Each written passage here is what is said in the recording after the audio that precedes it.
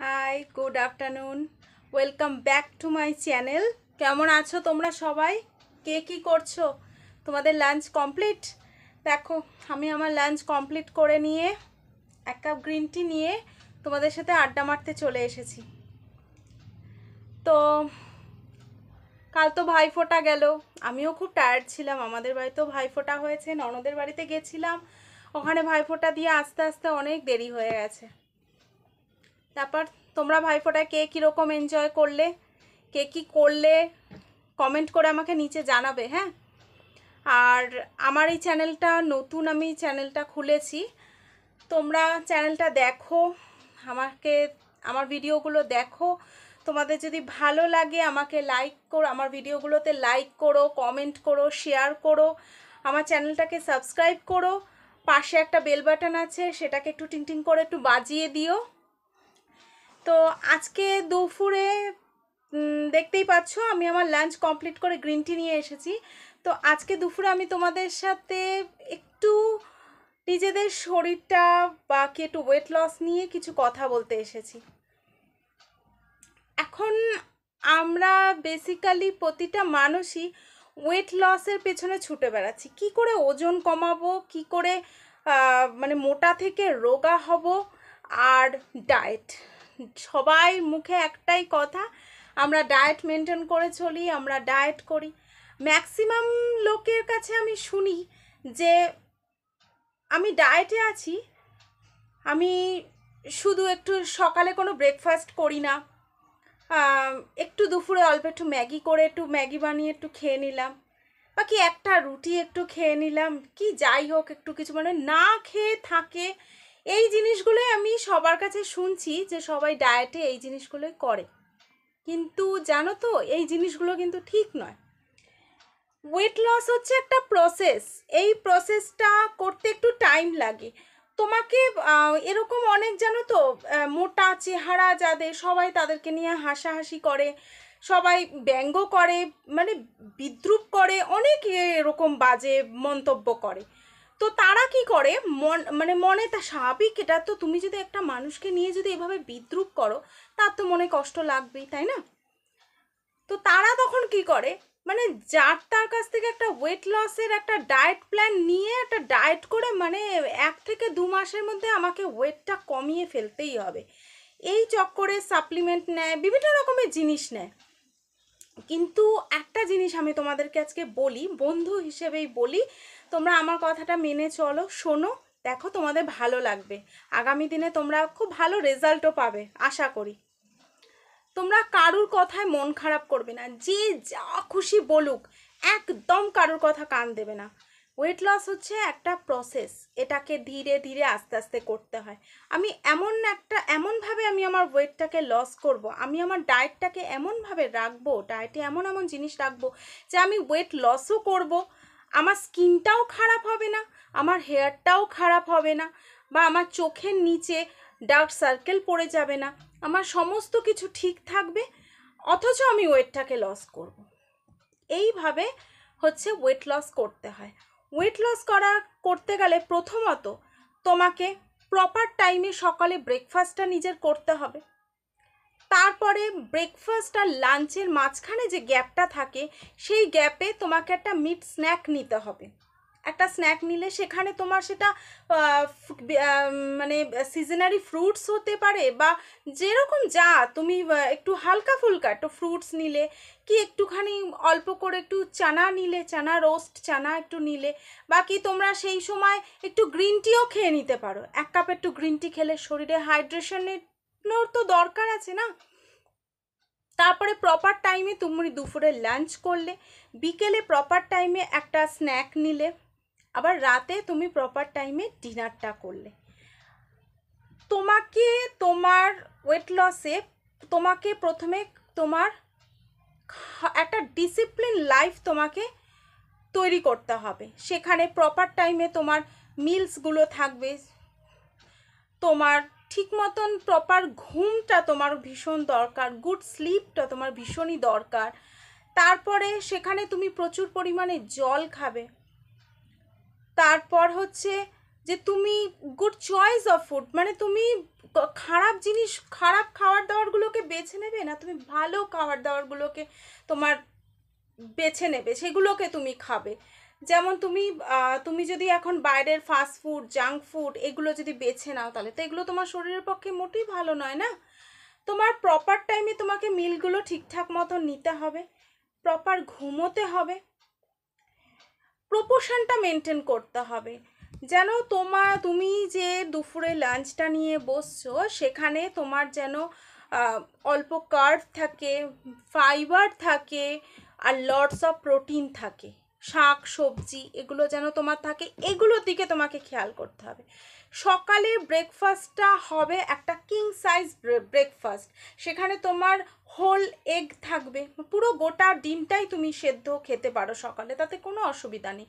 তুমি সকালে বিভিন্ন রকমের অপশন আছে, তুমি রুটি তরকারি খাও, তুমি চিড়ের পোহা খাও, তুমি ঝাল সুজি খাও, তুমি ওটসের বিভিন্ন রকমের রেসিপি বানিয়ে খেতে পারো। আমি আগামী দিনে তোমাদের সাথে, তোমরা যদি আমার ভিডিওটাকে লাইক করো, শেয়ার করো, তাহলে আগামী দিনে আমি তোমাদের সাথে অনেক রকম ব্রেকফাস্ট, ওটস দিয়ে কীরকম ব্রেকফাস্ট বানানো যায় সমস্ত কিছু তোমাদের সাথে শেয়ার করব। আচ্ছা, এবারে দুপুরে যখন তুমি খাবে, দুপুরের প্লেটটা যেন তোমার সকালের যে ব্রেকফাস্টটা করেছো সেই প্লেটের থেকে যেন একটু ছোট হয়, সেখানে তুমি একটু প্রপোর্শন মেনটেন করে ভাতের প্রপোর্শনটা চেষ্টা করবে। তোমার বাড়িতে যদি কোনো 100 গ্রামের যদি বাটি থাকে, তো সেই বাটিতে মেপে তুমি 100 গ্রাম ভাত নিলে, ডাল 1 বাটি ডাল নিলে, ডালে কিন্তু প্রচুর মানে তোমার প্রোটিন থাকে জানো তো। আর এখন শীতকাল আসছে, তুমি ডালের মধ্যে বিভিন্ন রকমের সবজি দিয়েও তুমি ডাল প্রিপেয়ার করে তুমি খেতে পারো। তারপর যদি তোমার বাড়িতে চিকেন হয়, চিকেন খেলে, ফিশ হলো, ফিশ খেলে, একটু সবজি রাখবে, গ্রিন ভেজিস, যত রকমের গ্রিন সবজি খেতে পারবে তত ভালো। আচ্ছা, এবারে হচ্ছে সারাদিনে তোমাকে প্রচুর জল খেতে হবে, কিন্তু জল, যত তুমি জল খাবে তত তোমার শরীর থেকে টক্সিনটা তোমার ইউরিনের মাধ্যমে বেরিয়ে যাবে, আর শরীর থেকে যত টক্সিন বেরোবে তত তোমার শরীর হালকা হয়ে যাবে, আর শরীর থেকে রোগ জীবাণুগুলোও তোমার শরীর থেকে বেরিয়ে যাবে। চেষ্টা করবে প্রতিটা মিল নেওয়ার পর 1 কাপ করে গ্রিন টি খাওয়ার। গ্রিন টিতে প্রচুর পরিমাণে অ্যান্টিঅক্সিডেন্ট আছে। গ্রিন টি খেলে আমাদের খাওয়াটা যেরকম হজম হয়, গ্রিন টিতে বিভিন্ন রকমের রোগ প্রতিরোধও হয় কিন্তু। যেমন ধরো এখন ক্যান্সারের প্রবণতাটা ভীষণ বেড়ে গেছে, বিশেষ করে আমাদের মেয়েদের ব্রেস্ট ক্যান্সার, বিভিন্ন রকমের ক্যান্সার, স্কিন ক্যান্সার, অনেক রকমের ক্যান্সার হচ্ছে। এই গ্রিন টি কিন্তু ক্যান্সারটাকে প্রতিরোধ করে, সেই জন্য আমি বলবো প্রতিটা মিল নেওয়ার পর, এমনকি রাতেও তুমি ডিনার নেওয়ার পরে 1 কাপ হলেও তুমি গ্রিন টিটা খাবে। আচ্ছা, এবারে বিকেলে তুমি কিছু হালকা কিছু স্ন্যাক্স খেলে, তার সাথে green tea, 1 cup green tea খেয়ে নিতে পারো। চেষ্টা করবে রাতের ডিনারটা যেন 10টার পরে না হয়, 9টা থেকে জোর হলে 9:30, 9:30টার মধ্যে রাতের ডিনারটা কমপ্লিট করে ফেলার চেষ্টা করবে। জানি অনেকেই জয়েন্ট ফ্যামিলিতে থাকে, অনেকে ছোট ছোট বাচ্চা আছে, অনেকের কাজের সূত্রে অনেকের হয় না, বাইরে তারা জব করে, হয় না, কিন্তু তবুও চেষ্টা করবে, আমি বলবো আমার নিজেরও হয় না, তবুও চেষ্টা করবে 9টা থেকে 9:30টার মধ্যে রাতের ডিনারটা কমপ্লিট করে নেওয়ার। অন্তত রাতে যখন তুমি ঘুমোতে যাচ্ছ, তখন ডিনার করার আর ঘুমোনোর মধ্যে যেন 1 থেকে 1.5 ঘন্টা মতন একটু ফারাক থাকে। এবারে আসছি, সকালে ঠিক মতন ঠিকঠাক টাইমে তুমি ঘুম থেকে উঠবে। তুমি যদি বেলা অবধি ঘুমিয়ে থাকো না, এতেও তোমাদের শরীরে বিভিন্ন রকমের প্রবলেম হয়। আর একটু ওয়ার্কআউট করার চেষ্টা করবে, হালকা ফুলকা এক্সারসাইজ। প্রথম তোমরা হাঁটা দিয়েই স্টার্ট করো না, একটু হাঁটো, একটু সকালে একটু মর্নিং ওয়াক করে আসো, কি বিকেলে যদি বাড়ির সামনে কোনো পার্ক থাকে, কি কোনো মাঠ থাকে, বা তোমার ছাদেও যদি তোমার জায়গা থাকে, তুমি ছাদেতেও একটু বিকেলে একটুখানি হাঁটলে, রাত্রে খাওয়ার পরে ঘরের মধ্যেই 1 পাক 2 পাক একটু হাঁটলে, দেখবে এতেও তোমার শরীরটা ভালো থাকবে। প্রথমই মানে প্রচণ্ড শক্ত এক্সারসাইজের মধ্যে যাওয়ার কোনো প্রয়োজন নেই। প্রথম তুমি সকালে একটু মর্নিং ওয়াক করলে, বিকেলে যদি সময় পাও বিকেলে একটু হাঁটাচলা করলে, ওই ঘরের মধ্যে যদি কেউ ফোন করে বসে বসে তাদের সাথে না হেজিয়ে যদি তুমি একটু হেঁটে হেঁটে ঘুরে ঘুরেও তাদের সাথে কথা বলো, এটাও কিন্তু খুব ভালো জিনিস। তাহলে ওয়েট লস করতে গেলে প্রথমত কি করতে হবে তোমাদের, প্রপার টাইমে ঘুম থেকে সকালে উঠতে হবে, একটু মর্নিং ওয়াক করতে হবে, প্রপার টাইমে সকালে ব্রেকফাস্টটা অবশ্যই নিতে হবে।